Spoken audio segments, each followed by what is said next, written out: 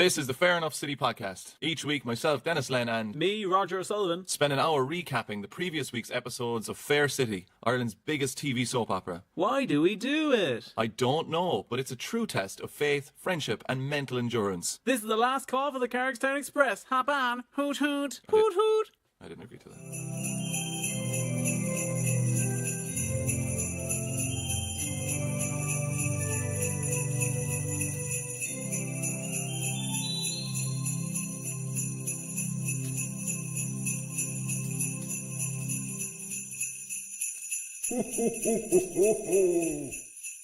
Life is bollocks. Christmas Eve again, Roger.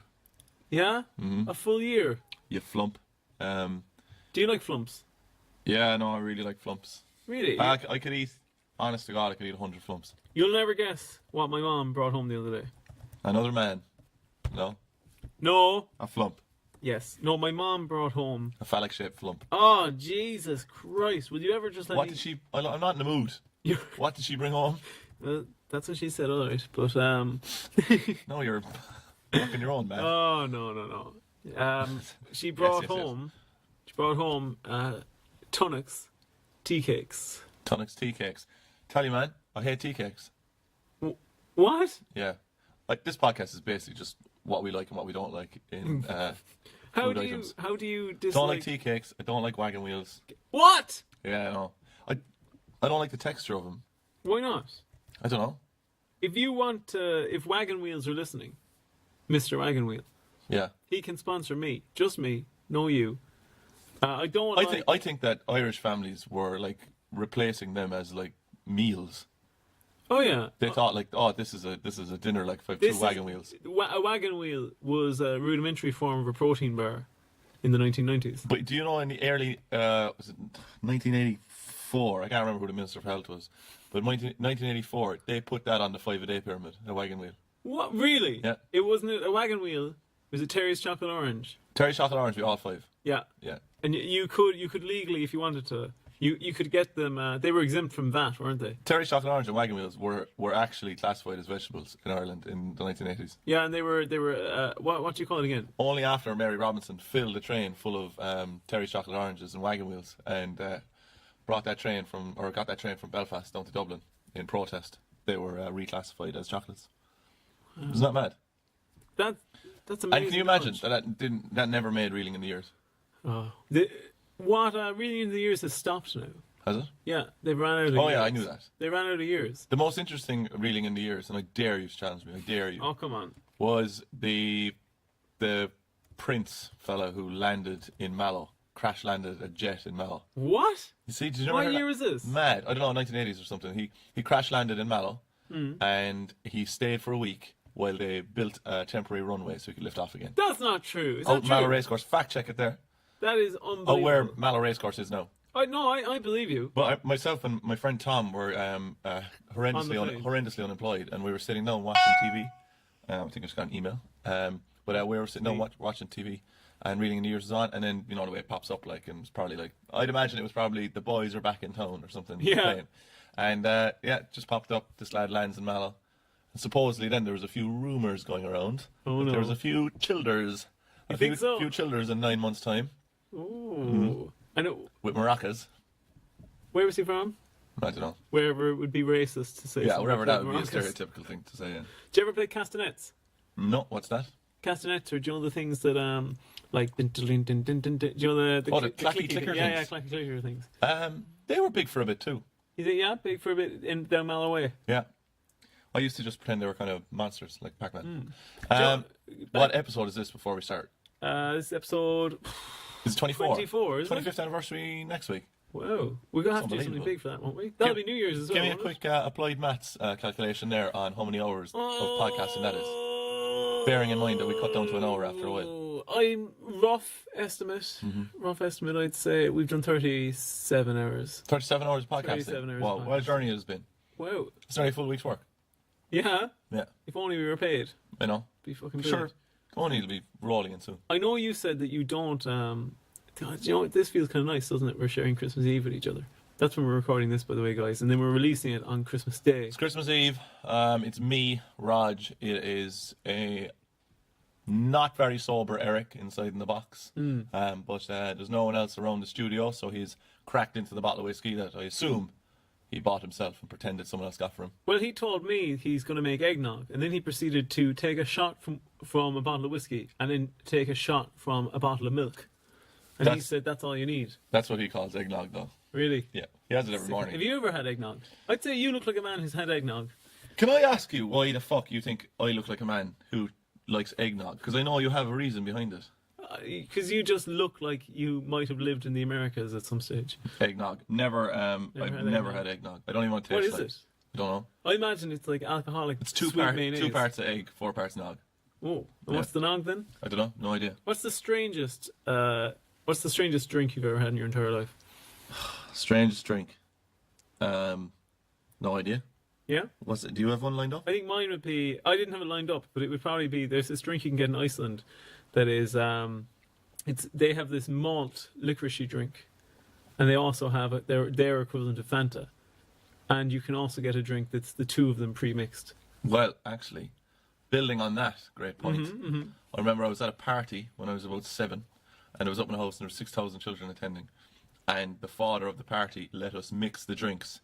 7-Up and Club Orange. Sick. And I was shaking drinking it because I thought I was going to jail. 7-Up and Club Yeah. Orange. Oh, I broke the law. Like. Here, did you ever take sparkling water or soda water when you were younger, mix it with like a Maiwadi or something, and Think you're drinking alcohol? you would think you had created alchemy. You had made a fizzy drink. You would know fizzy drink. I absolutely hate sparkling water. I was thinking about this the other day because of something that comes up in one of these episodes. I have grown to really appreciate and like sparkling water. Appreciate it. What's there to appreciate about it? You know, like The CO2. Yeah. Do you ever just get it in? You just want something that might make you burp. Here, you know what you need to get? You need to get one of those fizzifiers. I won't. Why not? I won't. They're kind of the company that makes them shouldn't be just saying this. It's libelous. They're apparently not very ethical. Yeah? Yeah. Now, would you say that the people that made our laptops, clothes, everything else that's around us, probably these studio walls, Eric's shoes, no doubt. I'd say 100% above board. Thank God for that. I needed that reassurance at Christmas. I bought 2 drones. You did? I'm going to fly them over Gatwick. I was with you. Yeah, went into Smith's, a great toy store for all the family. Went into Smith's and bought 2 drones, and they charge for an hour, and they last between 5 and 7 minutes. Here, what's your best Smiths memory as a child? My best Smiths memory or my best Smiths? Thanks. My best Smiths memory is I don't have any. You don't have any? No. Toy shop memory or anything like that? Oh, Mallow, picture this. It's I am picturing. Picture this. I'm young. Oh. I walk in. No, can't picture Spuddy it. Murphy is can't there. Picture it. Spuddy Murphy. We can't call Spuddy Murphy, but he looks like a spud. He's in Toy Master, and Mrs. Murphy comes out and goes, "Are you getting stuff for Christmas?" And then I call her a capitalist bitch, and I fucking I throw red paint all over the place, and I run out. Really? That was only last year, was it? Yeah, but I ended up getting Duplo, which I was pretty chuffed about. Ooh. Yeah, I was actually a Stickle Bricks man. You what? What do you mean you what? Why'd you such a Stickle Bricks? Why'd you such a gutter reaction to that? Stickle Bricks. Yeah. Were your family living on the fucking street? Were they? Stickle Bricks. What's wrong with Stickle Bricks? They were a gateway drug to Lego. Oh, no way. What did you man. start off with? Stickle Bricks. What did you start off with? I actually started with. Fuck all, I'd say. Mud out in the fucking. Go on. No, I started with Lego. Yeah. First day, Lego. What age? Born and bred. I'd say I wouldn't be surprised if I got Lego for my first birthday. It's 3+, you fucking animals. I was advanced. It was advanced for my Your age. parents should have been reported. No. Well, actually, that could have been their plan, though. Did they just give you the small pieces? Well, yeah, you just chew on them. You All know, the tiny little, as the teeth were coming in. all the little triangle lampy things. Give it a little chew. Eat a fucking bag of them there, Roger. I would never forget my first birthday. I got a bag of those, got a balloon, and I got a plastic bag. Delighted. Are you telling the truth? No. No. What's your earliest memory? Earliest memory. I remember No, honestly, what is your earliest memory? my proper earliest memory. How far back can you go? I'm thinking. Oh, I do have a memory of being 4. Well, I don't know if I was 4, but I was very young, and walking around the house post Christmas and feeling down. And Sounds right, yeah. the old version of Around the World in 180 Days. that the one, or is it 80 days, or whatever that number is? Around the world in X number of days. You were just giving it bad reviews aloud. That was on. That was on. I in, got such a. You should have seen the look that I just got from Roger. I was on the TV. I was on the TV, and I was walking around the place. You know, kind of a bit. Even at that age, even at about 4, I knew like, yeah, you know, I'll go back to school now, and people will go, "Oh, how was Christmas?" And I go, "Oh, it was quiet. It was quiet." And I was walking around the house, and I found there were loads of sweets leading up the stairs. Is this true? This is true. This is 100% true, and I still have no explanation for it. I took the No, sweets. I asked for your earliest memory, not your worst. That's my earliest memory. Yeah. Really? And why was there sweets on the stairs, man? I don't know, and I remember at the time saying like, "Oh, why are there sweets?" Were you a bird by any chance? And this was like breadcrumbs because your dad was a crow. No. No. My dad was off migrating at that time. My earliest memory is like I'd say when I was probably 1 or 2. Oh, good stuff. Yeah, and I was on the landing of my hall upstairs, but the only thing is that I can only remember it as like taking a picture of me, if you know what I mean. Like I can't remember it through my eyes. Right. You remember memories through your eyes or as a film? I don't know. I think half and half. Yeah. Sometimes I can if I remember seeing something, I can picture it very vividly, and obviously. All right. Okay. I'm gonna close my eyes and remember me asking you. No, that's through my eyes. Through your eyes? Yeah. Can I Interesting. Can I give a recipe to anyone listening now? This goes back to the wagon wheel thing. I don't like jam wagon wheels, but I do like taking a wagon wheel Jesus, and like spreading jam on it. As if the sick cunts hadn't made enough of a fucking rotten biscuit. They A throw jam wagon into wheel. it. Oh, here's an early memory. It's like a sense memory. It's not really like a specific one, but I remember. I'm inside of something. Just a crack of light just ends up And Dennis shooting is waving at me. Well, I don't know about that, but I Obviously, definitely not. jam sandwiches.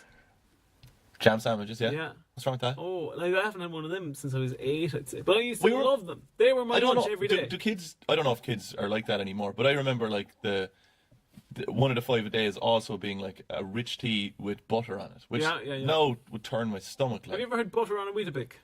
oh my fucking god, you animals out in Ballincollig I've again. never done that, but people do that. That's sick. I'm planning to try it tonight.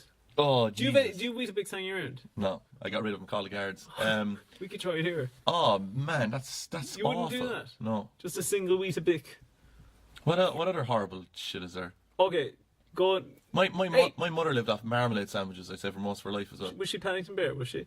Quick fire now. 5 favourite cereals. Your 5 favourite cereals. 5 favourite cereals. Go on. Ricicles. Okay, yeah. Don't think they make them anymore. Cocoa Pops. No, they don't because they're so sugary. Right. Cocoa Pops. I'm going to leave the best to last. Honey Loops. Okay, yeah. What I used to do with Honey Loops was I used to make hot chocolate and pour Honey Loops on top Oh, of it. what? You sick cunt. Why is that sick? Oh, Sugar overload. Sure, at home fucking sucking on buttered Weetabix, awful, you creep. awful stuff. Just getting on the school bus. You want a Weetabix? No, fuck off. 4th cereal. Oh, Jesus, actually, I don't know which my favourite one is. If I had to say. Alright, Grant, I'm going to change my last one. Okay. My second favourite is Golden Nuggets, but they're actually called Corn Pops at one stage. Really? Golden Nuggets, there's... Golden Nuggets. yeah, that guy. Yeah. And but they were called Corn Pops at another stage. I think they are unbelievable. But you can always get a corn pop that is basically 100% rock, and whatever way it fucks up in the process, it's just as hard as a fucking marble. Yeah. And they'll take out a tooth. But the nicest one I ever had, and I don't know if you can get them here, but I think you can only get them in like Portugal and Spain and some places on the continent. I think they're called Snaps. What are they? There's a turtle on the front of them. They are fucking delicious. They're like what's that big fucking yellow cunt? What's his name? Sugar Puff. Yeah, Right? It's a Sugar Monster. Yeah, the Sugar Monster. The Sugar Puff Monster, was it? I just googled shredder bags. I'd say they probably had Snaps cereal, I think. I'm looking forward to this. Yeah, just doing a bit of googling here now, so bear with me. Oh, sorry, they're called Honey Smacks actually. Honey Smacks. Yeah, Hang on. those guys, that little. They look so like Sugar Puffs. They're different though. Are they really different? There's also another cereal here called Corny Snaps, which has a turtle and he has runners on and a cowboy hat. Was that your friend? Was it? We've got Bat Bites and Rain Bran. Look up there the Pokemon cereal. Oh no, they're called Smacks. They're alright. Smacks. What am I looking up? Pokemon cereal. Pokemon cereal. All right. I remember when that came out. Everyone. Again, this is the thing where you say, look up Pokemon cereal, Yeah. and it just says Pokemon on the front of it. But no, look next to it. Do you see that picture next to it? No. This one here. Yeah. You can see what the cereal's like.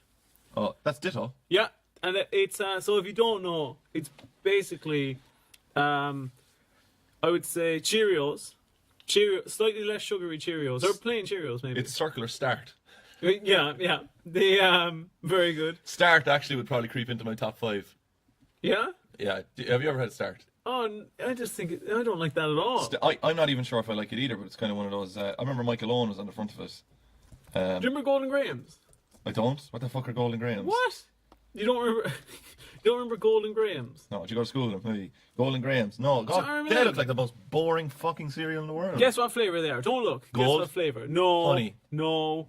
Yo, Wheat? actually, no, sorry. The golden ones were honey. I'm thinking of cinnamon grahams. Fucking even do you worse. do you want to guess what flavour they were? Strawberry.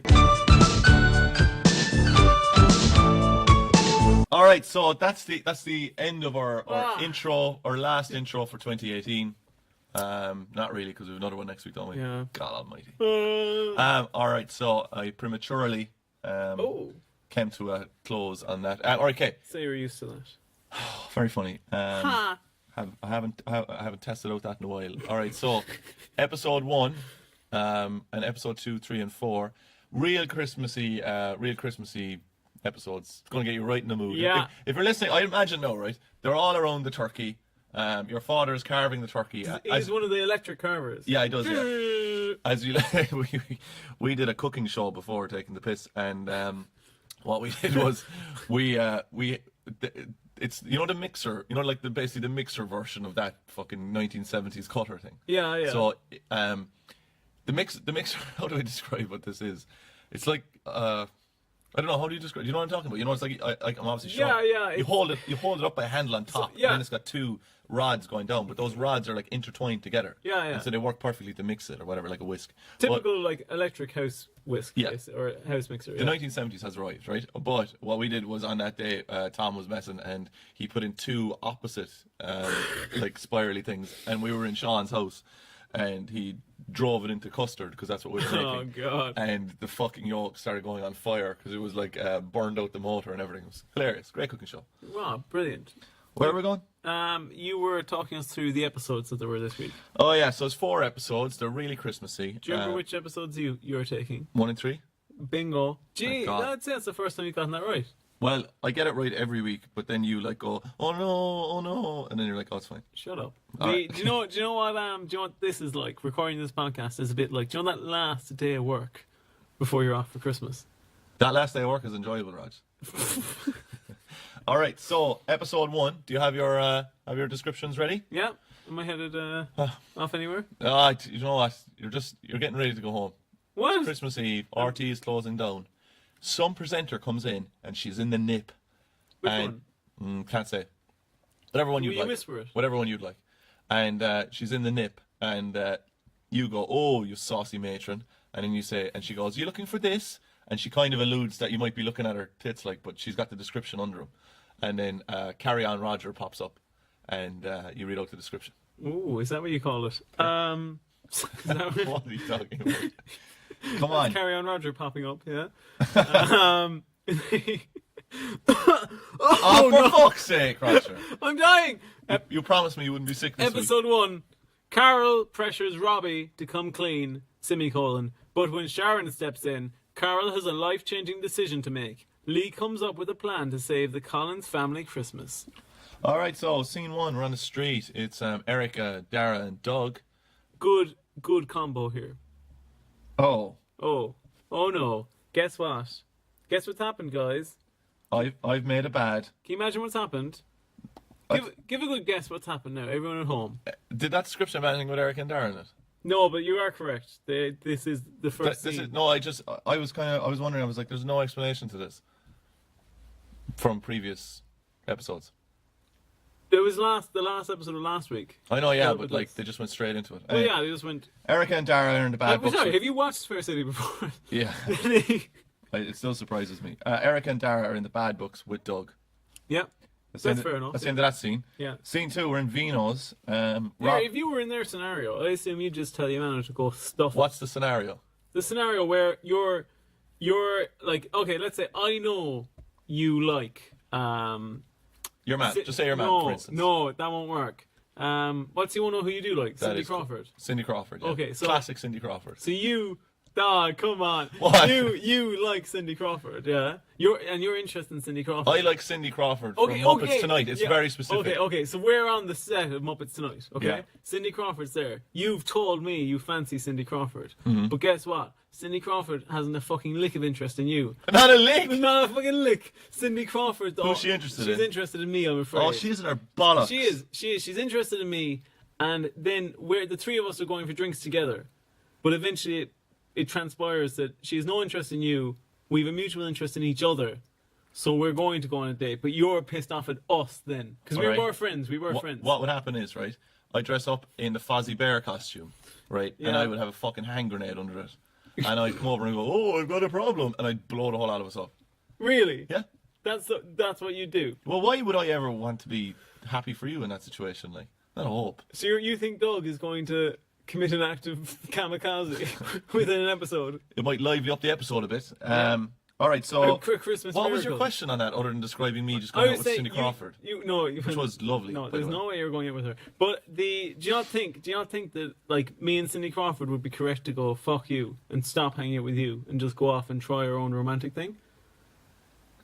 Do you not think? But what's the So like the point is that here, Erica and Dara are trying to placate Doug, and they're trying. Oh, to you're just saying in that situation that they should just tell him to fuck off, basically. Yeah, it's none of his business. That's what you do. But you used me in a scenario. Yeah. Ah, okay. So you're saying that if Cindy Crawford was interested in you, and we were on the set of Muppets Tonight, even though both my dreams are coming true of acting with Muppets and potentially getting off Cindy Crawford, you tell me to fuck off. Yeah. Class. I'm a good friend. Good friend. Scene 2, we're in Robbie, Haley, and Carol and Sharon's Vino's. What? Did you do honours English, I'd say? Hilarious. I'm not telling that story. Robbie got a new haircut and Carol comes in bullying and wants to talk at the house about something super secret because Carol was messing with Robbie. She was messing. Doing a bit of messing. How hard were they messing? Oh, they were messing pretty hard. Yeah.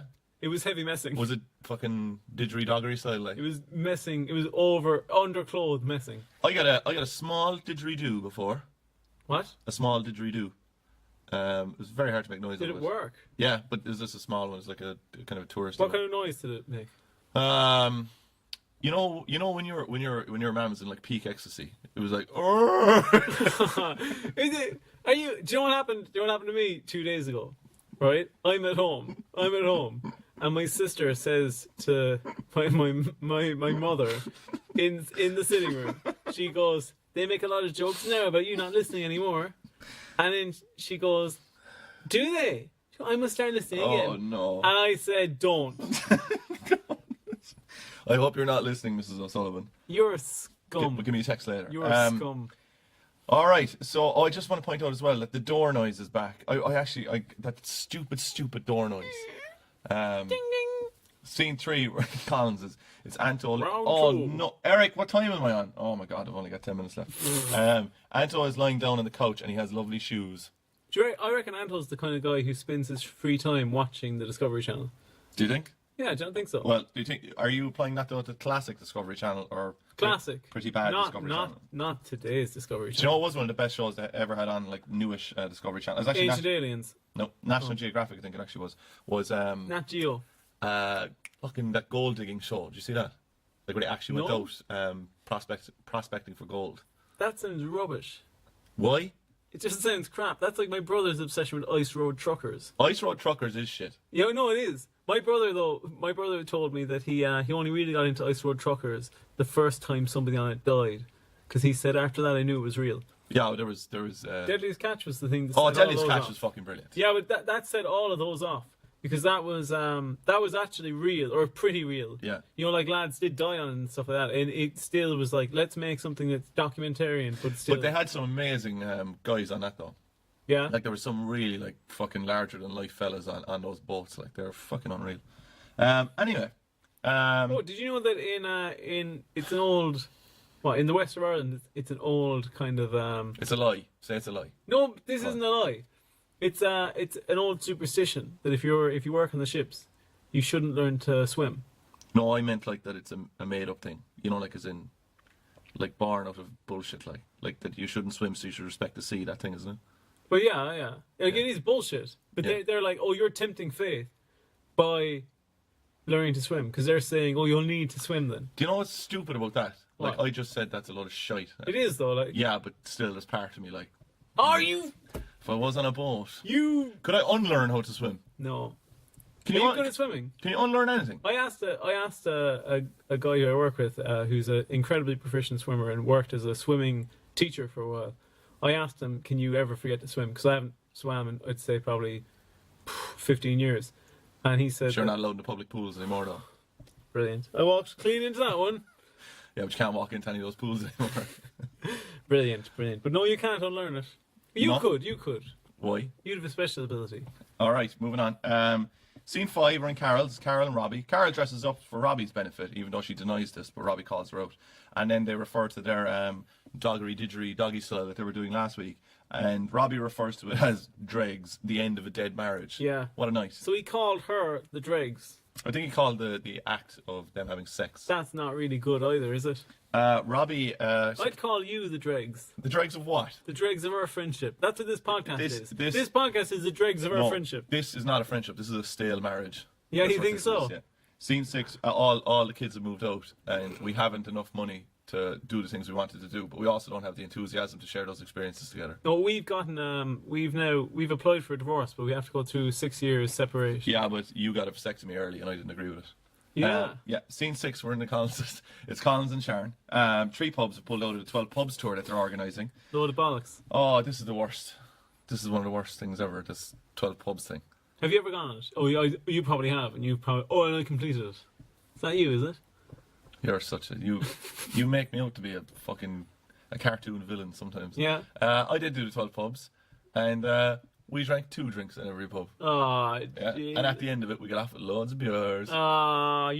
you probably did it before it was cool, before everyone was doing it. Yeah. You invented it, did you? Yeah, we were pretty good at it. We Sickers. did You did an Easter, didn't you? You we did the 14 12 stations pubs. of the pub. No, we did races in Easter actually. Oh. We suit up. So doing the 12 pubs, and on the 3rd pub, had a hot whiskey, and I blacked out, and that was the end of it. And I never did the 12 pubs after that. It really is unbelievably fucking stupid. Oh, it's very, very stupid. Anyway, scene 7, we're in the back office. Haley and Robbie. Haley lays it all out for Robbie. She loves him. Hey! Oh, sorry. Oh, jumping the gun there. Misunderstood what you were saying. Someone shot a boner across the bow. So, That was yours. all right, here, let's get into it, Raj. There's a big thing in Fair City about controlling relationships. Have you noticed that? The way that one person... Yeah, just read all my notes there. Over the garden wall again. Put on some clothes. The way that one person always has to control a part of the relationship, and if they're not in total control of it, they're almost giving in or giving up. Yeah. Whereas they can't be 50-50. So there's always like this power struggle where they're like, well, you know, I'm a strong man or woman, but really it's just like, no, you're just acting like a prick to that other person. Do you think that you fall into that category in your friendships and relationships and stuff? No, No. absolutely not. You don't think you're kind of dominating? Not really. Always bringing up having sex with the other person's mother? No. No, that's not you. Not in relationships anyway. I'd never bring it up. No, that's a lie, because that's how the last one ended. Sure. So it was her mom's fault. She shouldn't have gone for it. There was New Year's as well. there's a really Fucking joke. an annual event. There's a really stupid thing in this that I came across. Haley says That's what you said to her? Haley says some line about I don't know, some blah blah blah appeared unto many. Right? I just heard appeared unto many, so I was like, oh, this is one of these things. You're reading my notes again, Raj. I can see you. Ah, fine. I'll look away. So will I? Eric, will you toss this lad off out? But he says appeared unto many, and I was like, oh, I'll have an old Google of that, right? And then I came across the wrong quote. Like, it definitely wasn't what she said, but it was far more interesting, right? Because I came across actually, I do think this is the quote, but they just shortened it. But I came across this thing it's called BibleProbe.com, right? Real unfortunate name in there. This won't ever be able to be used in the incorrect context, will it? No, never. I don't. Okay, think, okay. I don't think so. Okay, so it's Bible Probe. Actually, just before you get into Bible Probe, that name reminds me of the other day. I might have told you this, that myself and my brother were watching something with my mom, and there was an actor on it called, I think his name is Tiger Drew or something like that. Yeah. He used to be in the show Outnumbered, but his dad was the porn star Ben Dover. That's just who his dad was. And we were talking about this, and my mom heard that and said, "Wait, what? What? Who's his dad?" And we said, "Oh, his dad is this porn star from like the 80s or something, and his name was Ben Dover." And my mom goes, "Oh, I'd say," thinking she was hilarious, "I'd say that was his given name, was it?" And then we were like, "Yeah," and then we both said, "No, his actual birth name was Ian Cock in my ass." And she didn't really know what to make of that. That's not his name at all. No, she didn't get our humour. That's my name. All right, so the quote here is that, "And the graves were opened, and many bodies of the saints, which slept arose and came out of the graves after his resurrection, and went into the holy city, and appeared unto many." Right? So, obviously not familiar with this. This is Matthew 27, 52, 53. That was 54. But anyway, so Was the, this st- where? the story here, right? Is this zombie Jesus? Yeah. Yeah. The story here is that when Jesus rose from the dead on Easter Sunday, 12,000 other people rose with him. Yeah. Have you heard that before? Yeah. I've never ever heard that before. I was- And they wandered around for 40 days. I was big into the Bible when I was younger, and I would have read that as a 9-year-old and be absolutely fucking terrified by it. They're saying that it's not canon though. No, it's not. just It's fan a fiction. non-apocryphal. It's a non-apocryphal. It's not one of the Gospels. It's not written by one of the boys. Yeah, one of the 4 main lads. But like, what would you do with 12,000 people if they were just around for 40 days? Like, You'd feed them with loaves and fishes. You would? That's what you'd do. Good man. Would he though? Fine man for the job. A grand old man for the job. Grand guy. Ruining the fucking... You'd have to be reliant on the fact that these lads would be behaving themselves like, and not just going absolutely fucking mental like. I would, if I came back from the dead, what would be the first thing you'd do? First thing I'd do is I'd track down... First thing I'd do is I'd probably go get a nice meal.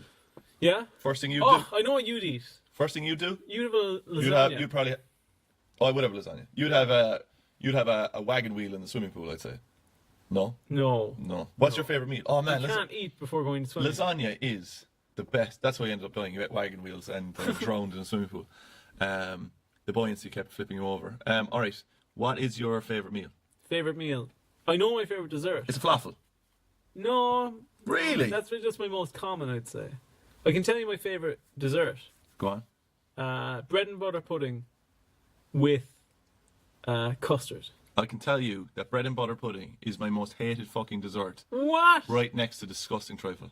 I like trifle as well, not as much as bread and butter. Why don't you like bread and butter pudding? It tastes like old socks. It's rotten. What's wrong with old socks? Do you don't like old socks? All right, that's the end of episode 1. Ah! Oh, stop beeping. That's what I fucking... Oh, no. All right, so that's the end of episode 1. You got through so much. Yeah, I did. Old Roger here. He's going to move on to episode 2. What? You're not going to ask me your rigmarole? Oh, rigmarole. All right. your What's your mental health? favourite bread and butter pudding? Okay. What's What's your favorite dessert? favorite dessert? Favorite dessert is sticky toffee pudding with a slice of vanilla ice cream. Really? That's a boring dessert. It's fucking delicious. What?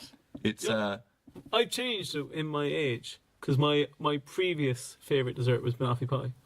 banoffee pie, man. Banoffee pie. What the fuck? Good. What's your favorite cake? I don't like cake. What? I don't really like cake.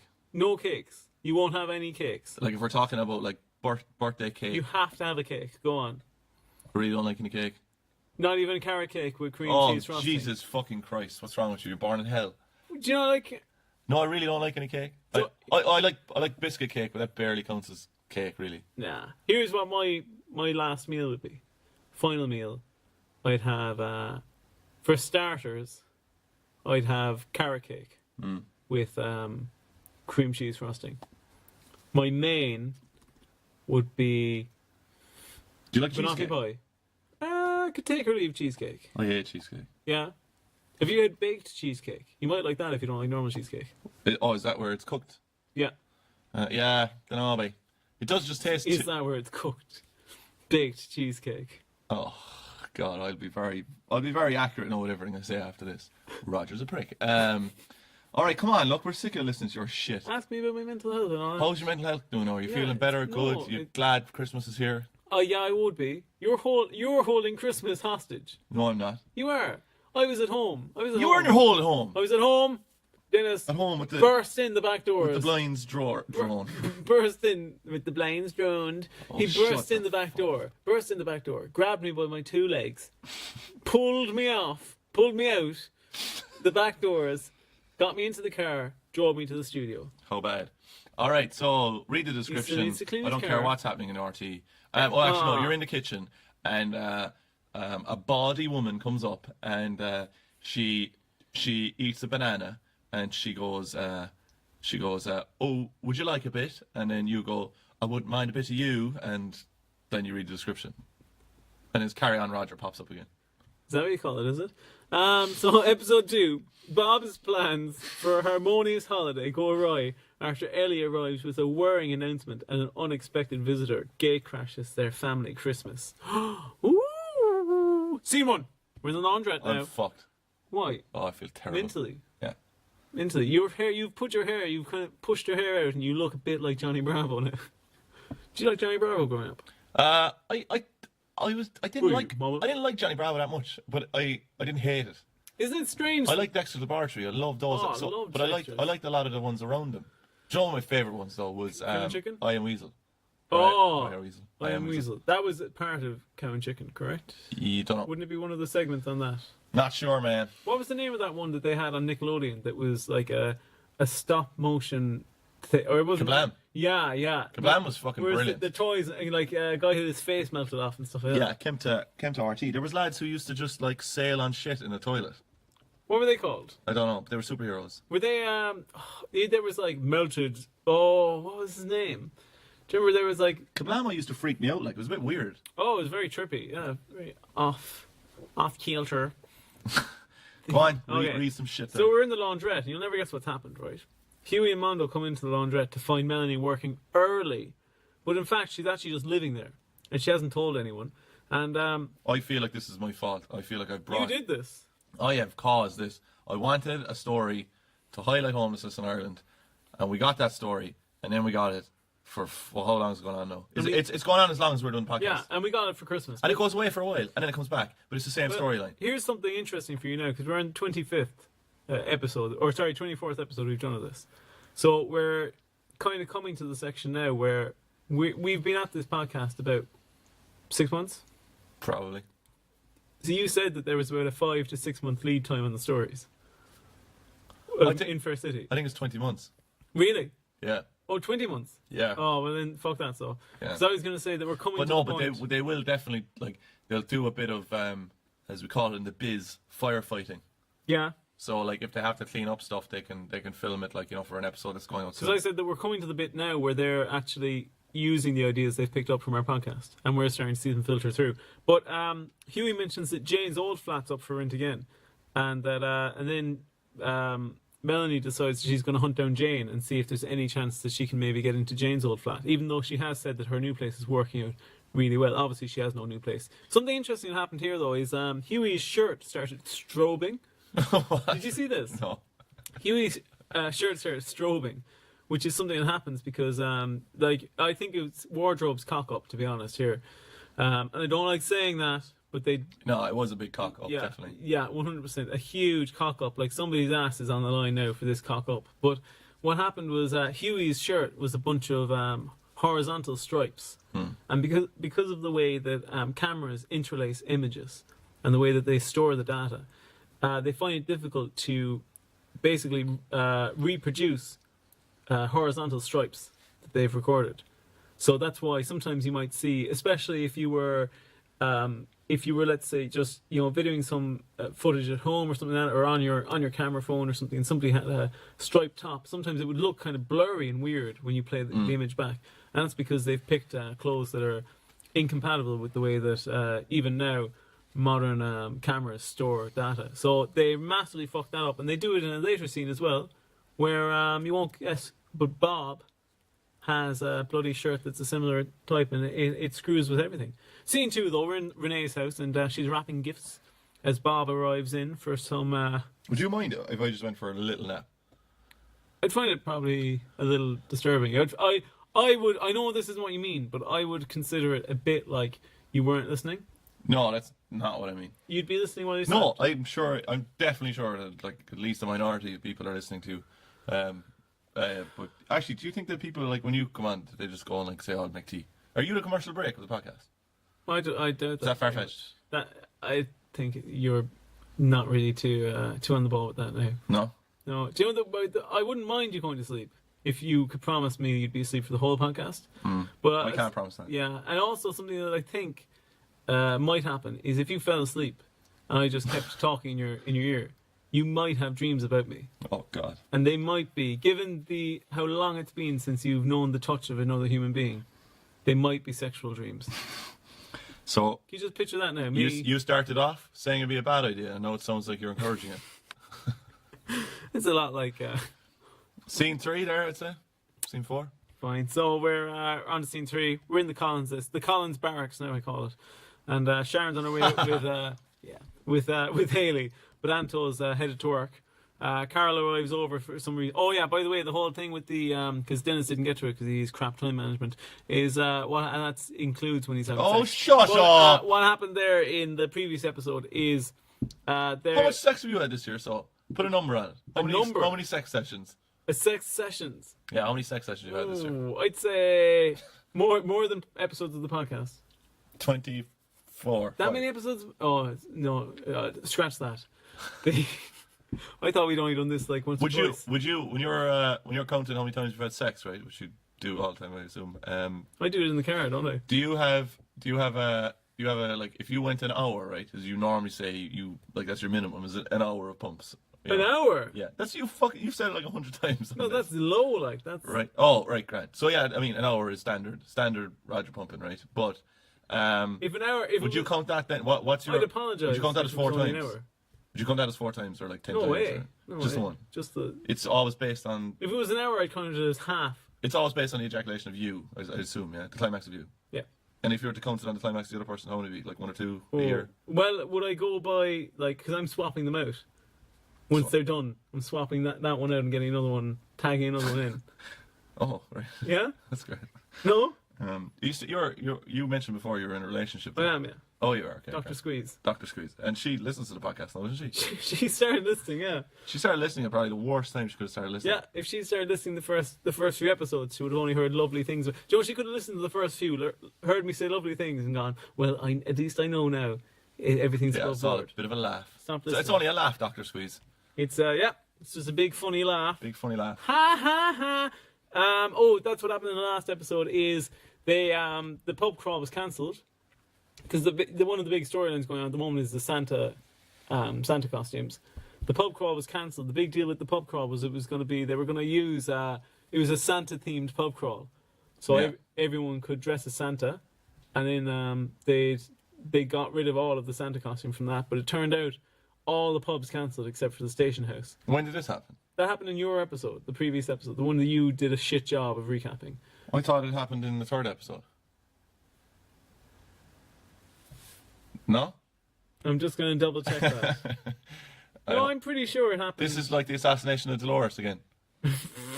That you ruined. I don't know, maybe you're right. Yeah, that I must be correct. No, you're right. Ah, thank God. You're sowing me with But seeds. this is the stupidest thing as well, right? They had this whole thing going on that, like, oh, Anto's going to be killed. He's like Sharon nearly divorced him, like, kicked him out the house and everything because he spent the Christmas money. And she was dead right. But that's fine, right? But, like, we're like, oh my God, what's he going to do? He's really going to have to work hard to get this back. Dilly-dum, dilly-do. They try all these different schemes, and then someone agrees to buy it. It turns out that Lee, the son, just puts the money back in and he pretends he bought it. But why didn't he just do that originally? Yeah, of course, yeah. But do you remember his storyline for how they used, or what they were using the Santa costumes for? No. He happened to find a lad that night, the night that the pub crawl was cancelled, happened to find a lad who needed him, that was trying to break a Guinness World Record for most Santa Clauses in one place. Here, what's the record? What's the record? Yeah. Oh, that's... Well, you looked that up there. We might be doing that. We might do that as a bit of a celebration there on the 25th. So scene 6 now, we're in the community centre. Sharon and Carol catch up, and they mentioned going into some sort of old folks home or something like that. All right, I hope that you haven't fucking... I didn't look. All right, go on. What do you think is the Guinness World Record for most Saint Nicks in one place? I'd say off the bat has to be over 10,000. All right, come on, give me a figure. Let's say. What are you basing it on? It has to be over 10,000, just out of curiosity. Because there was this one that was most guitarists playing one riff at one time. What was that? That was like 10,000 or something, or like that was over that. So I thought, well, that seems to be the going rate for these get loads of people. And doing that's a one thing. skill. Like other people just have to wear it's a bit more funny difficult. suit. Yeah, so I don't know. I'll buy you a bag of spicy chippies if you get it right. Oh, I just have to. I don't have to get the whole thing right. To the number. If you get it within 10. How about that? Within 10. Yeah. It's kind of €3 in the mix here. Okay. I'll have 50 cents left then. Okay, so 15,000. Yeah. 362. Wrong. It's 18,000. 112. I was never going to get that. No, you're never going to get that. Never going to get that. Do you think we could do that? Because that's roughly the amount of people that listen to the podcast. What's the stupid most whatever's in one place? Most people listening to this podcast. Oh, I'd say... Do you want to do that? Get that record. 1,000 million. 1,000 million. Yeah. Joe, have you ever heard of the phrase an uncountable infinite? No. Because there are like countable infinites and uncountable infinites. With the amount of people that listen to this podcast are an uncountable infinite. I'll just have to trust you on that one. Yeah. All right. Wait, what? You were going to trust on me? Trust on me? What? Oh, God. It really is Carry On Roger this week. What's happening? Where are we? Oh, sorry. So basically Carol and Sharon have started to befriend each other. Who the fuck is Sharon? Sharon is... Sharon Collins. Sorry. Now Hayley's not happy with that at all. But in Renee's... None of them are happy. And you know what really pisses me off? Is so many of the storylines are also just based on one person saying, don't worry, I'll speak with... Like, it's talking to A, and it's saying, don't worry, A, I'll talk to B about this problem between A and B. Oh. C never relays this to fucking B, and then A talks to B before C can get there, and then A falls out with C. Big news, though. Heather's home. All of Renee's family are home. And also her daughter, Ellie, wants to stay in Ireland because she doesn't want to move. Her granddaughter. Yeah, her granddaughter, Renee's granddaughter, wants to stay in Ireland because she doesn't want to move to some middle of nowhere place in the Amazon, Brazil. I'm sure Brazil have their problems, right? They make it seem like it's... But it make it seem like it's the Amazonian jungle, like. And then Shane arrives home, who's they say jungle every fucking 20 seconds. Like. We're going to have jungle adventures, they say at one stage. Shane arrives home. That can't be above board. No, Shane arrives home. One of the perks of the job is jungle adventure. Shane arrives home. He's some relation to Bob. Some relation to Bob. Guess what? He wants to quit being a doctor. I thought, is that because it's hard? No, it's because he was in Syria. He was in Syria, in a war zone, sick of watching people die. He needs Bob's counsel, and then his dad, Jim, who's also a doctor, arrives home and is mad at him. All right, so that's the end of episode 2. Yep. Thank Christmas. I'm glad it's Christmas. Is it a Christmas miracle, is it? It's a Christmas miracle. Here, what's the best thing you've ever gotten for Christmas? All right. Oh, I fucking know what it is straight off the fucking bat. Off the bat. But I don't know what it is, and I don't know if I'll ever tell you what exactly it is. All right, but think Megazord from Power Rangers. I never liked Power Rangers. I thought they were dweebs. But you must have liked the toys. Come on, like. The toys? No, I didn't like any of them. I didn't like Power Rangers. I thought they were dorks, man. That is you down to the more ground. of a Batman guy myself. You know? Oh, have cool to be Batman. honest here. Do you know who I did like though? I did like the Black Power Ranger. Really? Yeah, because he's a bit badass. He wasn't as fucking whingy as the rest of them. Joe, like you couldn't like the Red Power Ranger. Like he was a. Oh no, Green. Green was my man. I don't even know who Green was. I like Green. I like Pink. Yeah, I liked Pink. Oh well, you liked Pink, don't you? Yeah. Oh, did the Pink Ranger awaken something? Best concert I've ever been to in my life. Oh, can I guess where it was? Power Ranger concert in Mill Street. Yeah. Was it Mill Street? It was. Yeah. The fucking things that went on in Mill Street before, lads. I know, unbelievable. I know I've mentioned it on the podcast before. You are Mill Street. But brilliant. If you ever get a chance to see the Power Rangers live, please take it. What did that consist of? Them just doing cartwheels all over the place? That's my earliest memory. That's my earliest memory. Power Rangers and Mill Yeah, Street. I was 24. What's the what were you getting at there? With your favorite Oh Christmas? yeah, I got a. What I used to do, right, was I used to go to this. There was two shops. There was Toy Master in the middle of town, and then there was a shop on the edge of town. Jeez, I can't remember what the hell that was called, but that was a different toy place. But I think this toy Was it World of Wonder? No, Toy Master. It became World of Wonder afterwards in Really? Mallow. Oh, But anyway, no, Sorry. Toy Master I think was probably a little bit more legitimate. Edgy. No, legitimate and expensive. And I used to go to this other toy place. But what I used to do is go in there. There's a lovely woman working inside there.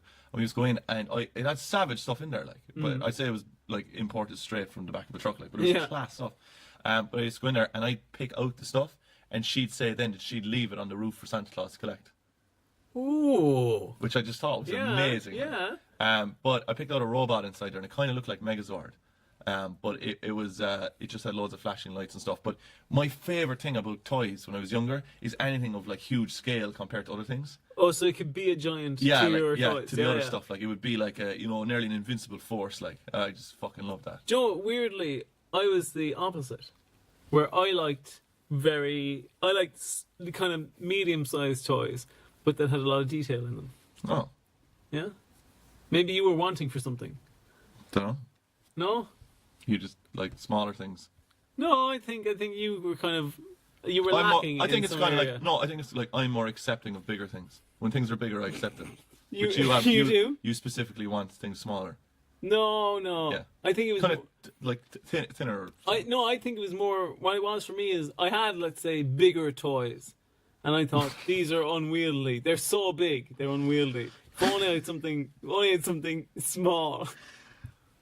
You didn't have that issue though. Are you referring to your What? Scalextric set? My Scalextrics. Oh yeah. Do you remember Scalextrics? Right. How much? How much do you think Scalextrics is like per yard? Is it like €1 million? They're insanely expensive. If you just stockpile Scalextrics like back in the 80s, it'd be a fucking 100 air now. The 100 air.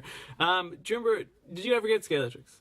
No, I just got the knockoff ones all the time. We got Scalextrics one year because my brother asked for it. It was What shape It was was a it? big thing. I was standard, like just normal circuit. Like Infinity. oval type circuit. No, not even. Oh, yeah. Speedway. Yeah.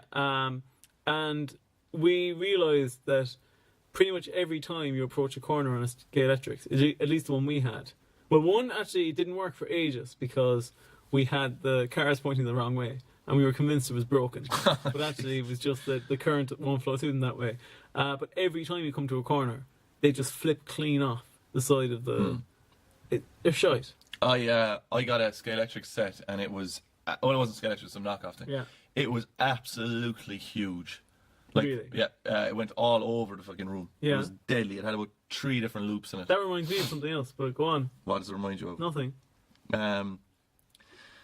I can't even remember what I was saying. You So were tired. talking about Scalextrics. Have you seen the new Scalextrics? The fucking, I don't even know if they're Scalextric. I assume they're made from the same company or something.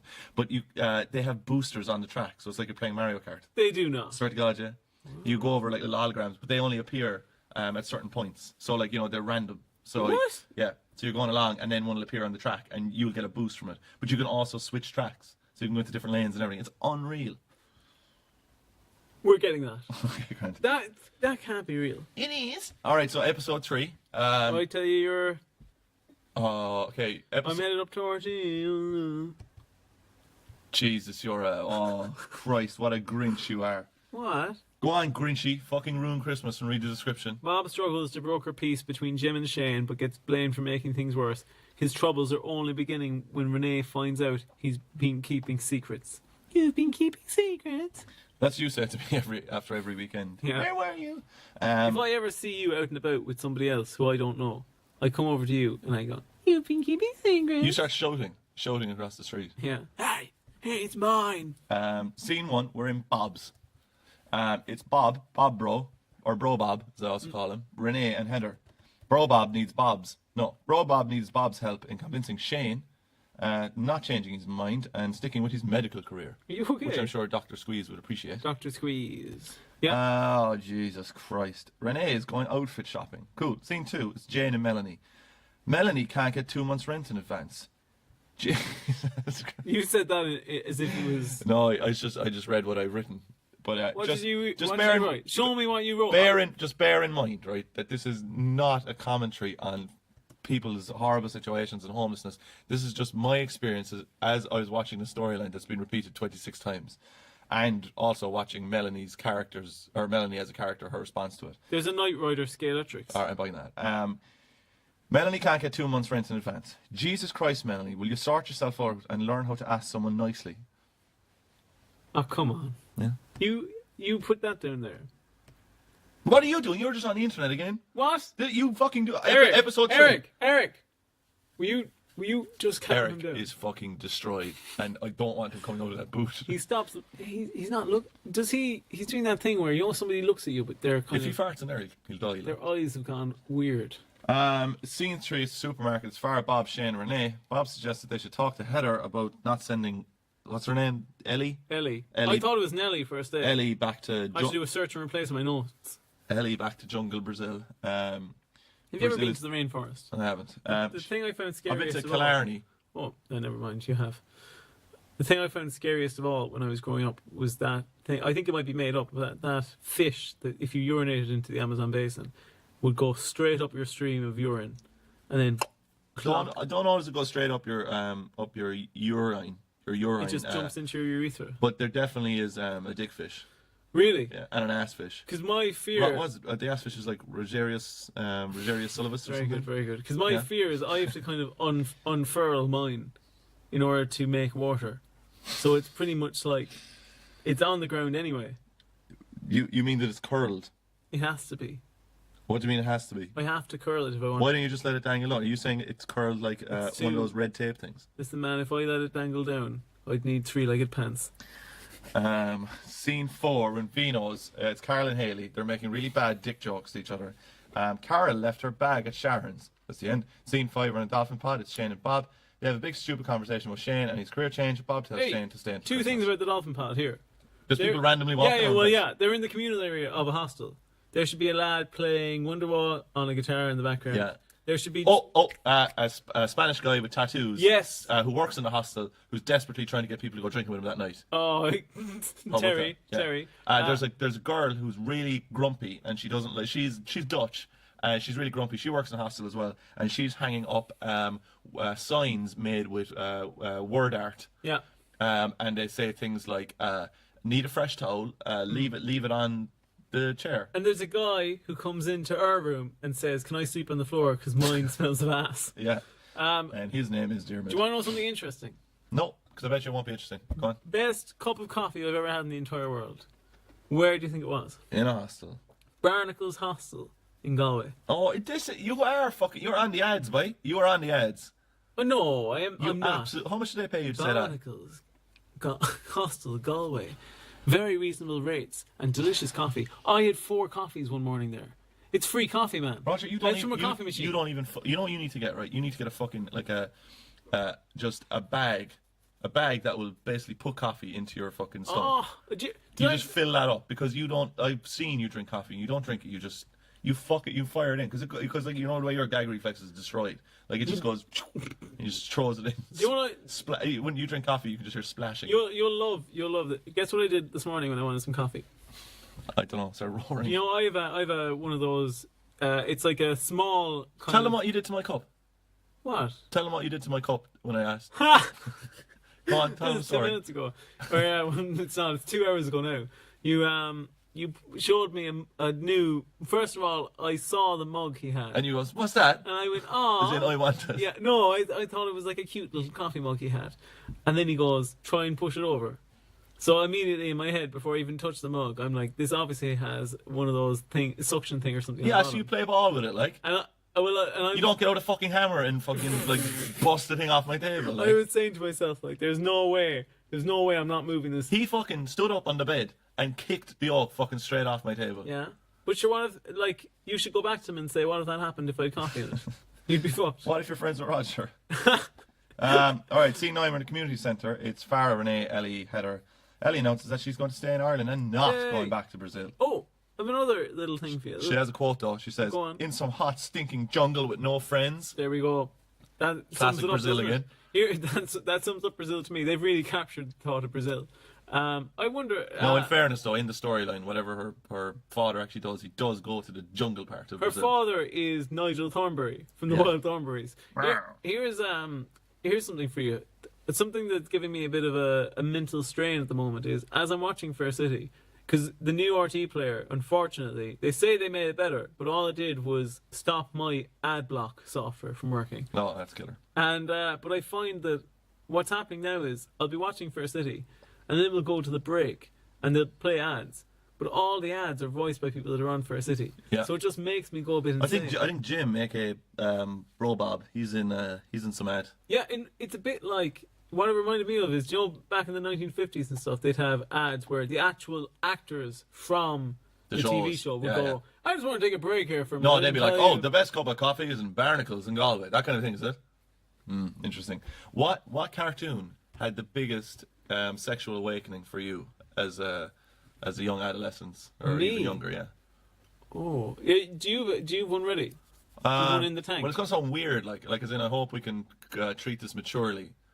A lot of people, I would say, and I think there must be another one other than this, but a lot of people. It doesn't have to be a cartoon either. It can be like, you know, like Sabrina the Teenage Witch. That was a big one. For you? Yeah. I'll agree, but it wasn't Sabrina. It was the aunt. It was Zelda. Which one's Zelda? Zelda's the straight-laced aunt. She's done a porno. Do you know that? No, I didn't know that. She's done a fucking porno. Great. Yeah? So there you go, man. That's my Christmas fucking present to you. You get to have the best. You're gonna have the best Christmas Eve wank of your life. That's a disgusting gift. Try and deny it. Oh my god. Think of me now when you're fucking banging one out to Zelda. I already do. All right. What was yours? I don't know. I'm trying to think. Oh, so I just said it's Sabrina the Teenage Witch. Was that it? Oh, you know who I had a fucking massive thing for was Hilary Duff in Lizzie McGuire. Ooh, that's awful. Why are you vomiting at fucking how a person looks? That's awful. No, You like swine. I'm just saying, how could you watch Hilary Duff? Yeah. How could you watch that show when you were growing up? And Kim Possible. All right, so what? I'll agree with Kim Possible. Interesting. She's done it. Anyway, okay, so that's the end of episode 3. Oh, thank goodness gracious. We get to leave this hellhole in a while. Did you decide, or did you say to Eric about coming over to your for Christmas? All right, so it's here, fucking motor on there. He looks so fucking mad. Motor on there. I don't want to do any of the questions. You're up in the RT camp. What? Oh no, go ahead. No, go on. No, you do it. Because I was going to say, for a change, why don't I say the RT thing and you read the... Go on, yeah. A Christmas treat. Okay, so you get to read my notes for once. Jesus, he's zoomed in 250%. You... Oh no. Oh my god, you've broken word. I've really fucked up, guys. Right. I'm so fucked up. This is working out very well. Yeah. That your new... Bob struggles. I'll read it. No. Can I read it like you? So you're in RT. Yeah. Okay, you're in RT. Oh, nice one. Yeah, you jumped on my fucking wagon. You're in RT. You go into the canteen. You see somebody. You see some. Am I that nasally? You see some 2-bit. Oh, you don't want the answer. You see some 2-bit presenter from it's the guy who does the horse racing in RT. He's there. He's got his lad in his hand. He's smearing ice cream on his chest, and he says, "What happened in this episode of Fair City?" That's awful. I would never say that. Go on. Okay, I'll do you, right? I'm sorry. Bob struggles to broker peace between Jim and Shane. Gets blah, blah, blah, blah. There it is. Could you please read it properly? Because this might Bob be the struggles only... to broker peace between Jim and Shane, but gets blamed that's for making the wrong things episode. Work. Forget that. Oh, for fuck's sake! You fucking episode. set me up, you piece of shit. This is a sting operation. That was your episode, man. You weren't even paying attention. All right, here we go. Heather feels the pressure when Renee pushes her to allow Ellie to stay in Ireland. A nervous Robbie worries as Carol and Haley's tension simmers. Do you know I had a complete misunderstanding of what fucking simmers means until probably a year ago. What do you mean? Do you know when it says let something simmer? Mm. I always thought... Did you mean that?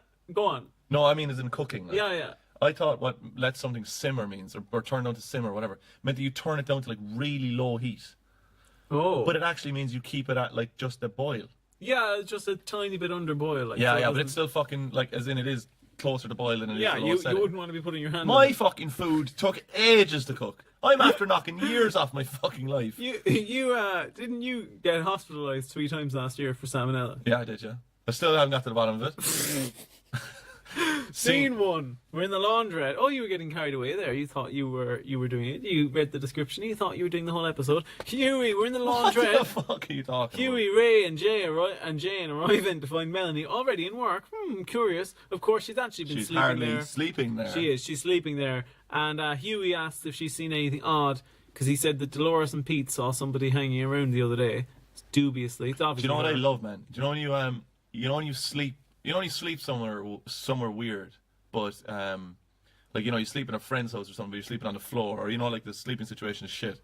But you get like you're after a really long day or a hard day or whatever. Yeah. And even though it's kind of a shit place to sleep, it's still really nice. It's almost nicer than having an average day and going into a good bed. Well, I'll agree with that, but I think I'm going to counter this by saying, do you know what's really excellent though? That next night you're back in your own bed. Oh, You never appreciate your own bed more, do you? beautiful. Oh my god. With your body pillow as well. Scene 2, then we're in Renee's house. Renee's worried that Ellie. Why did you have my body pillow? What? Go on. Renee is worried that Ellie won't be able to. Do you know what we should get? We should put our money together. Get a What Kim do you- Possible body pillow. For Eric. For oh, poor Eric. Poor Eric. And do you know what? You could have little. Have you seen smaller how long he pillows. goes on for bathroom breaks? No, he's in there for like 45 minutes. You could have smaller pillows. They could be his kids. Oh. What do you think? Because he's Eric's just gone out there for a piss, I assume, or else maybe to get his wife and kids back. I'm not sure. But what do you think the rest of the podcast people say to him? Like, did they even talk to him? No. Because like we're in a studio here where other people do podcasts as well. We've never even met. So actually, well, that's a scary thought. But do you think Eric's just after tricking us into just doing this in his own studio? No. I've seen way. posters up and stuff. Yeah, I have too. And I have the he had to do those nudes of us. Did he? Yeah, do you want to do? I'll actually tell you a story about that. Yeah. Over in America, I was staying with a few people, and there was one random guy who moved into a room after one of the lads moved out. I was staying with all American fellas, like, and I moved in with them randomly, so I was a random start, became really good friends with two of them. But anyway, this guy moves in, and his friend moves in, and his girlfriend moves in, and there was something strange going on, right? Because the guy who was in the room, his friend, like, they weren't. Your man was definitely not gay. But they definitely had a very, very close relationship, I'll put it that way, right? Yeah. And then his Sounds girlfriend... a bit like us. His girlfriend then was an absolute fucking stunner, right? Beautiful looking girl, right? Bebo Stunner. But when they were talking to each other, it seemed like they hated each other, or she hated him or something. It was so odd. And then the male friend said to us one day, actually, now he said his real name. Let's say it's Jim. Let's say Kevin. Okay. Let's say Kevin's his name. Jim's the real name. Said Kevin, oh yeah, sure, Kevin, we do those pictures with Kevin or whatever. We were like, what are you talking about? And he does, we do this kind of web stuff where they take pictures of themselves in sombreros and stuff, but totally naked. And he said this just laughing, as if it was a big laugh. So we're like fairly sure that these guys were probably camming inside the room. Jesus. And do you know how long I fucking looked for those cams and I couldn't get them? I'd say you're still looking. Do you ever watch live cams? Never in my life. Never. Never. You've never stumbled upon them? Jesus Christ, no. What's wrong with it? It's just like fuck. I'm sure you've watched worse shit on like some whatever porn sites that are out there now. You're disgusting, Dennis. Okay. Where is this? This is my episode, is it? No, this is mine. Oh, thank God. If you let me continue. Go on. So Robbie tells Sharon and Haley about his time in the army barracks at Christmas. And you'll never guess what he used to do. He used to let the other lads take leave, and he'd clean up the barracks. But he's a fucking murderer, isn't he? Like, or he surely is. Like, he Oh, said he's he was killed people, yeah. The girl that he is now trying to win his heart. Fuck off. I don't know. Oh, I brilliant. can't even talk, Roger. Good stuff. Wrap this up, will you? Okay. So basically, anyway, he says that everyone used to give him cigars and whiskey, and he'd just be sat there Christmas Eve, drinking whiskey and smoking cigars. What the fuck are we doing? What do you mean? It's Christmas Eve. Yeah, it's Christmas Eve. We don't have either of those things. I don't know. I'm falling asleep. Scene 4, right? We're in the unnamed shop. Farah asks Shane, if he can talk to Ellie about his life as a doctor. This is a man now who doesn't want to be a doctor anymore. So Farah wants him to talk to Ellie to convince... She wants to be a doctor, grow up to be a doctor. He says no because of all his stories about working in Syria. Flies out the door. Jim, his dad, who seems to be obsessed with being a doctor, tells Renee, oh, don't worry, I'll tell her. I'll sell her on this. And then Renee and Bob have a little falling out. Dr. Squeeze comes to you in the morning and says, I'm giving up the medical profession. Would you support that? No. No. No. Why not? I'd say you can do that, but you're going to have to keep being the life I've become accustomed to. Oh, well, yeah. If she can do that? She'd keep you at your fucking, your status level, like. Yeah. I wouldn't let her do it. Because what? I'm going to tell people, oh, I have a girlfriend, and guess what? She's not even a doctor. She's not even a doctor. Fuck that. You're actually fucking dead right. Yeah, why am I with her at that point? Yeah, exactly. Fuck that. You wouldn't even be able to put your finger on it at that stage, like. Oh, Jesus, fuck that. That scared me actually now. Yeah? Jesus, ugh, it's kind of sickening. No, you know Dr. Squeeze. Yeah, now she knows. I'm sure I could get another doctor. Do you remember when you were relaying a message or relaying a story about this podcast that we were laughing to, and you relayed it back to that person where I said all the things in the story? And I obviously couldn't even remember what I'd said, so I just agreed, yeah, I must have said it. And then we listened to it by chance, and you actually said all the things. Yeah. It's not hilarious, the way that you automatically just change me to be the bad person in the story. That means that even when I hear things that I think are bad or shouldn't be said, I go, well, Dennis must have said those. Because I wouldn't have said them. I wouldn't have said them. Were your parents, and I do mean this sincerely, no. Were your parents like encouraging of you when you were growing up? No, not at all. Did they give you like positive reinforcement or anything? No. Did they give you negative reinforcement? Like as in, would they say you shouldn't do something or? Yeah. My dad has a phrase that he was taught by his dad. This is not a joke. He said, don't praise anything or something bad will happen to it. 100% true. That's this fucking swimming in the fucking sea thing. Yeah. And as a result, like basically across the board, I've never ever been praised for anything by my dad ever. Wait, didn't he say something about your driving not so long ago? Oh, he said you learned that one thing, and I said, oh great, and I said, oh, so that's the only thing I've learned, and he goes, so far. And we'd been driving for a year at this point. You have accomplished this one thing. You do turn on the car, okay? Remember when we were out in your house? I love that. We were out in your house talking with your dad, and yeah, something was mentioned about, oh, we'll do driving lessons or whatever, and then I did that. You prick. It's like my favorite stupid, like, you know, parent banter stuff, like where I turned around to him and you were doing, just filming him doing lessons with his dad, driving lessons, just taking him out driving, and I turned to the dad and I goes, oh, he better be paying you for it. And your dad was like, he fucking isn't paying me for it, the fucking bollocks and blah blah. And I was like, yes, I've stirred the shit. You shit stirrer. Scene 8, we're in Vino's. Sharon invites Carol over for Christmas because she thinks that Carol has a sad, boring life. At what point, right? Honestly, this is a good question. What point would you say? Let's say there's an innumerable amount of people that are in a bad situation at Christmas where they're alone. Yeah. At what point is your cutoff for inviting people over in terms of numbers? Oh. So let's say you come across, like, you know, one situation after the other where this person's like, oh, I'm not going anywhere on Christmas Day, just staying on my own, you know, probably just get a microwavable meal, right? But you meet like as many people as us. How many people do you bring into your house? What size is my house? Same size that it is down at the airport. Oh, I'll invite 3 people. Only 3? If it's the size of my house, I'll invite 3. You could fit a fucking huge table inside there, man. You have a huge table in there, you scroogey bastard. No. I think between 10 and 14 people.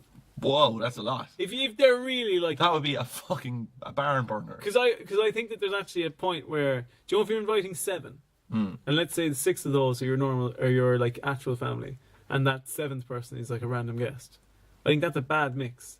So I think you almost have to go. You have to outnumber your family. Yeah, and you have to go because then they can just pair off. And the pressure's off then as well. Yeah, they can just entertain yourselves, make yourselves at home. Huey's going to get a CCTV camera fitted. Melanie's furious because it means she's obviously going to be found out. And also Alex discovers... Boring. Alex finds her friend Sarah Melanie, his I mom. genuinely don't know who Sarah is. Oh, well, Sarah's just a made-up friend. Oh, okay. But Alex finds her and says, "Oh, I asked Sarah about you living with her, and she didn't know anything about it." And then Melanie, quick as a flash, says, "It's Petra. I'm living with Petra, not Sarah." But Petra is actually one of my favourite names. It's my number one destination that I want to go to in the world. What, to Petra? Yeah. Really? Yeah. What a curious destination. I don't know why, but I'm drawn to it. I hope to find secrets there. Do you know what Dr. Squeeze's Scrolls, maybe. Do you know what Dr. Squeeze's dream holiday is? Mecca. No. You can get a balloon ride, a hot air balloon ride over the North Pole. That's dodgy, though, isn't it? Oh yeah, it costs like $5,000 or something. And she said, imagine that. You get to go to the North Pole and you also get to go on a hot air balloon. And I said to her, like, diversify those stories. Because and just go on a hot air balloon ride, then you have that in the back pocket. You can also say, oh, I once went to the North Pole. Yeah, I suppose. Would you read, like... Well, you could just tell those stories separately. No. I was on a hot air balloon before. It's class. We went over. It was a great landscape. Don't mention it is. You nutcase. Alright, so that's the end of it. Thank fucking God, man. I'm so fucking tired. Eric, turn that fucking shit off. That scares me because that was the sound of my parents' alarm when I was growing up. Their clock radio. Yeah. And that freaks me out. That makes me think, oh God, I got to get up and go to primary school. Bruce Springsteen's mother used to get a pint glass of ice water and count to 30. Or count down from 30, and if he didn't get up, she'd fucking throw it in his face. Really? Yeah, what are you typing in? What are you typing into Google? Oh, fuck's sake, Roger, we can't do this 2 weeks in a row. Do you have a song made up for this? Yep. That's not it, is it? No, it doesn't seem to. Well, maybe. Well, is this the intro we've never heard? Oh, God. It was some year. Some year. Don't make me fucking shoot myself. It was some year. That's my most hated song in the whole world. Really? I hate the fucking thing. Oh. People inside in bars swaying after handing over about 10,000 euro to the barman, and we're all together. Fuck off. It was magical, wasn't it? Fucking bollocks. What a magical year. Do you want to just recap a few things we did this year? Come on. We started the podcast. Yeah? We're still doing it. We ended our friendship. Still the same. Friendship's fucking in the shitter. Yeah, we met Eric. Bought 2 drones in Smiths. That's true. Eric fucking lost his wife and kids, pretty much. Oh, come on. Well, he did. Do you have to bring that up now, do you? He's fucking bawling now because you're playing that stupid song. Come on, Eric. Cheer up. Chin up. They're tears of joy, I'd Plenty say. more kids in the sea, Eric. Oh, that's how they lost them. Alright. Unless there's something specifically to say here, I'm done. We had a great gig in Dublin. We had our fucking... Brilliant gig in Dublin. Yeah, we owned the comedy circuit. The comedy circuit is now ours. Oh, lads, at that one gig in Dublin. Those other comedians should give up. Yeah, Go home, lads. It's us. Go home. Oh.